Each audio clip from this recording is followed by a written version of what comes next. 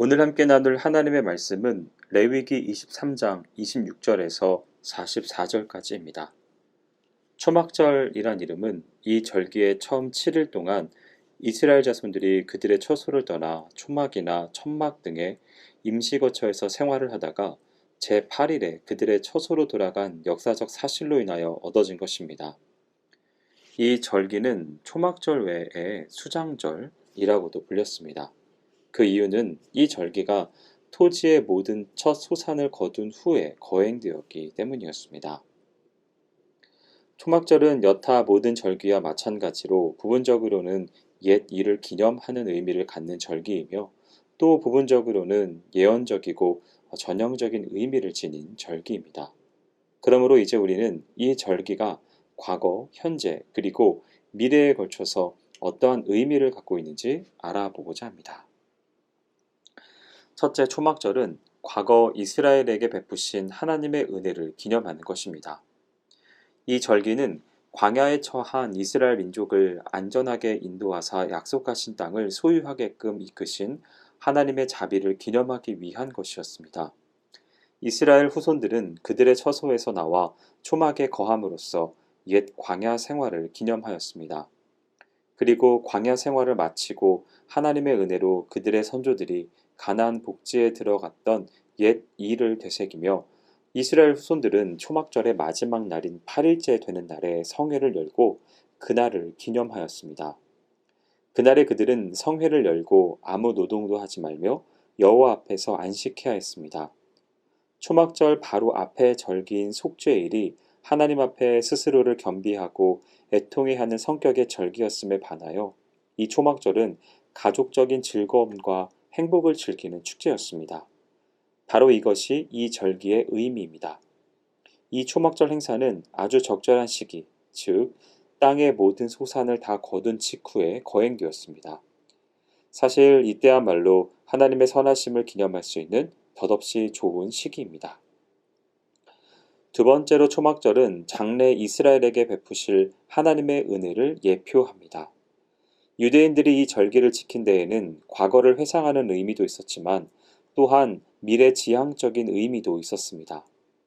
이것은 우리가 예언서에서 그토록 자주 대하게 되는 예언, 즉 이스라엘이 궁극적으로는 약속의 땅에 완전히 정착하여 하나님께로 완전히 돌아서라는 예언이 하나의 종교 행사적인 모습으로 표현된 것이라고 할 수 있습니다.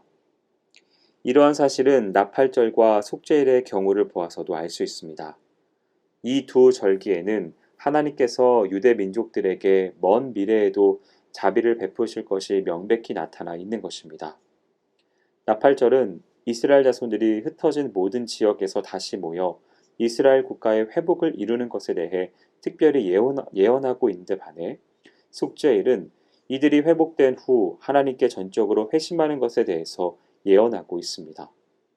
그때 하나님께서는 그 몸에서 굳은 마음을 제하고 부드러운 마음을 주실 것이며 이스라엘 자손들은 그들이 그 찌른 바 그를 바라보고 그를 위하여 애통하게 될 것입니다. 그렇다면 이 초막절은 장래의 어떠한 일을 예표하고 있는 것일까요? 생각건대 초막절은 이스라엘 백성이 약속의 땅에서 평화와 행복을 누리며 영원히 정착하는 사실을 명확하게 나타내고 있는 절기입니다.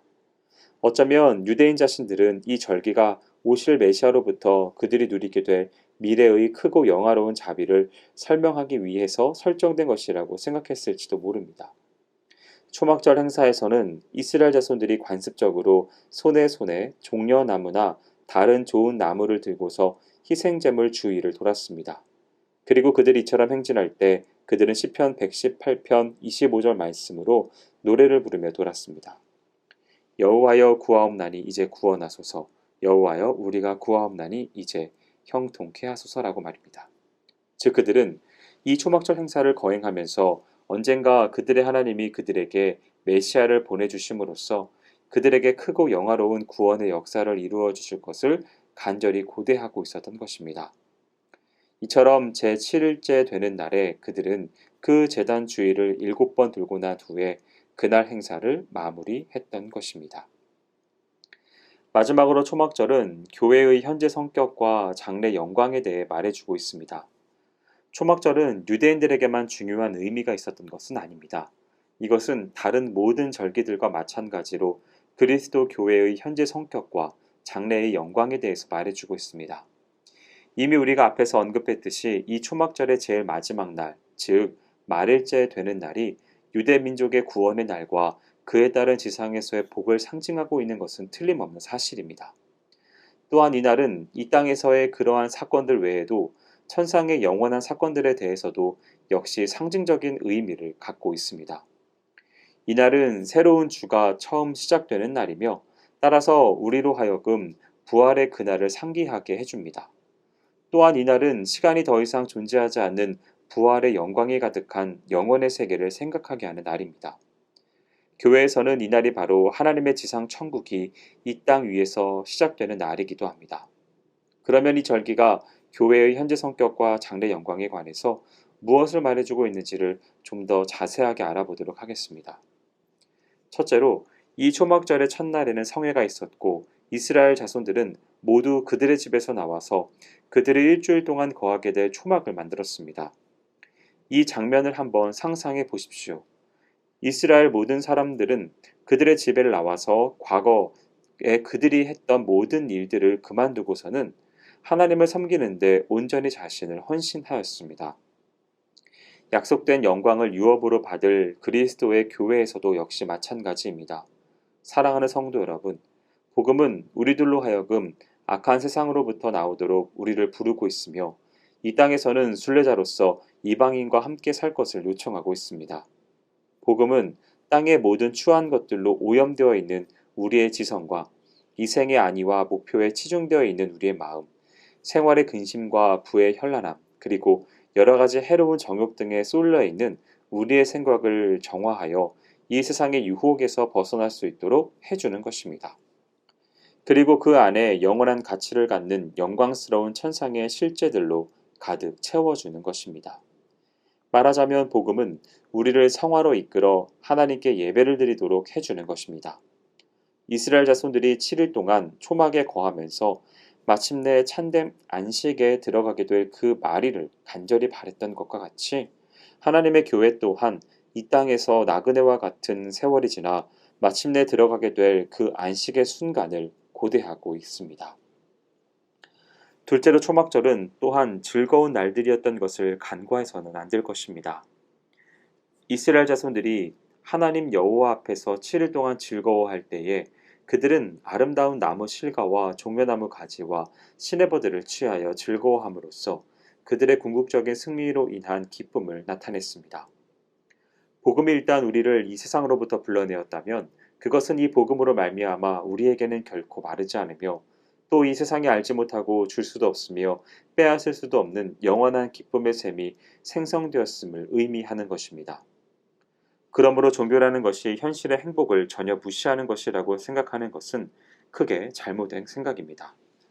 또한 우리가 여기서 주의해야 할 점이 한 가지 더 있습니다. 그것은 우리가 이 기쁨을 누리기 위해서는 우리의 옛 처소로부터 나와야 한다는 것입니다. 또한 우리가 이 땅에서 승리의 종려가지를 흔들기 위해서는 이 세상에서 나그네로서 살아야 합니다.